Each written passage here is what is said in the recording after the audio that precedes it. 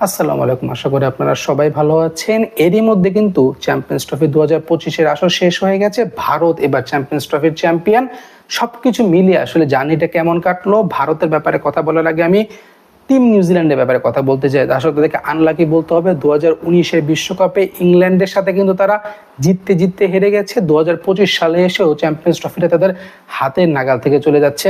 Knockout স্টেজে এসে আসলে নিউজিল্যান্ডের পারফরমেন্সটা আসলেই একটু কিন্তু অবাক করণীয়। তারা কিন্তু একমাত্র ওয়ার্ল্ড টেস্ট চ্যাম্পিয়নশিপের একবার চ্যাম্পিয়ন। বড় কোনো আসর এখন পর্যন্ত তাদের কাছ থেকে সেই চ্যাম্পিয়নের পারফরমেন্সটা কিন্তু আমরা এখন পর্যন্ত পাইনি। নিউজিল্যান্ডের কথা যদি একটু বলি, আমি একটু ফাইনাল ম্যাচটা নিয়ে যদি এটা অ্যানালাইসিস করি, ফাইনাল ম্যাচে কিন্তু তারা 250টা রান বা 252 রান তারা বোর্ডে তুলেছে। সেখানেও কিন্তু নিউজিল্যান্ডের ভালো একটা ব্যাটিং পারফরমেন্স ছিল। আপনি ওয়ানডেতে যদি বলেন যে আসলে 250 রান ওয়ানডেতে বর্তমানে মডার্ন ডে ক্রিকেটে কিন্তু খুব একটা বেশি রান নয়, কিন্তু দুবাইয়ের পিচের কথা যদি আপনি চিন্তা করেন, সেখানে খেলা যত পুরাতন হয়েছে, বল কিন্তু অনেক বেশি স্পিন করেছে, সেখানে কিন্তু 250 রান আমি মনে করি যে কোনো টিমের এগেনস্টে আসলে ডিফেন্ডেবল টোটাল হতে পারতো। নিউজিল্যান্ডের ব্যাপারে যখন আমি কথা বলছি, আমাকে কিন্তু এই পয়েন্টটা অবশ্যই উল্লেখ করা উচিত যে নিউজিল্যান্ড টিম ট্যাকটিক্যালি একটা টিম ট্যাকটিক্স কিন্তু এখানে মিস করেছে। আমি কিন্তু চ্যাম্পিয়ন্স ট্রফি শুরু হওয়ার প্রথমেই যখন তারা টিম স্কোয়াড দিয়েছিল, আমি কিন্তু সেখানে একটা কথা বলেছিলাম যে দুবাইয়ের পিচ আসলে ভারতের চেয়ে ভালো কেউ চেনে না। আপনি যদি ভারতের কথা চিন্তা করেন, ভারত তাদের সবগুলো ম্যাচ কিন্তু দুবাই ইন্টারন্যাশনাল ক্রিকেট স্টেডিয়ামে খেলবে। তার মানে গেম প্ল্যানিংটা তারা কিন্তু ঠিক সেভাবেই সাজিয়েছে। তাদের দুজন প্রিমিয়াম ফাস্ট বলার কিন্তু নেই, জারপ্রিত বুমরা নেই কিন্তু মোহাম্মদ সিরাজ। তারা কিন্তু স্পিন নির্ভরশীল একটা দল নিয়ে এখানে এসেছে এবং প্রত্যেকটা ম্যাচে তারা 4 জন স্পেশালিস্ট স্পিনার তারা খেলিয়েছে। আপনি আকসার পাটেলের কথা বলেন, আপনি কিন্তু রবীন্দ্র জাদেজার কথা বলতে পারেন, আপনি ভারুণ চক্রবর্তীর কথা বলতে পারেন, সে সাথে কিন্তু রয়েছে কুলদীপ যাদব।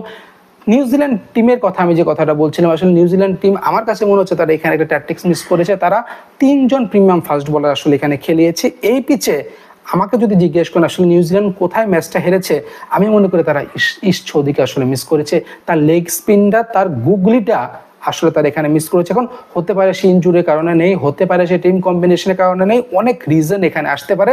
বাট নিউজিল্যান্ডের যে রানটা তারা বোর্ডে দাঁড় করিয়েছিল, এখানে আরেকজন এক্সট্রা স্পিনার যদি নিউজিল্যান্ড খেলাতো, হতে কিন্তু পারতো ম্যাচের রেজাল্ট অন্য।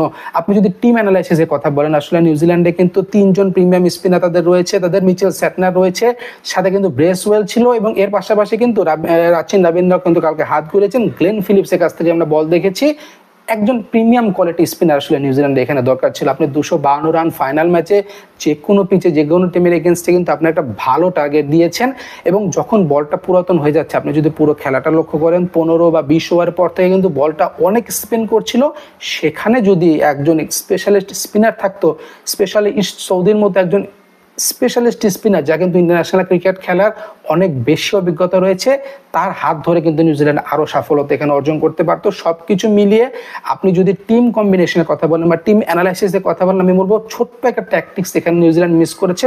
হতে পারতো দুবাইয়ের পিচ আপনি দেখে হয়তো আপনি প্রেডিক্ট করতে পারছেন যে আপনার এখানে হয়তো প্রিমিয়াম ফাস্ট বলার আপনার 3 জন রয়েছে, আপনি 3 জনকে খেলাবেন। বাট আমি মনে করি আসলে ভারতের স্কোয়াডের দিকে যদি তাকান বা ভারতের প্লেইং 11-এর দিকে যদি তাকান, আপনাকে অন্তত 4 জন স্পিনার এখানে খেলানো হতো বা আপনাদের যে ব্যাটিং লাইন আপটা রয়েছে, সেই ব্যাটিং লাইন আপটাকে কিন্তু আপনি কম্প্যাক্ট রেখেও আপনি একজন পেস বোলার কমিয়ে একজন স্পিনার এখানে খেলাতে পারতেন।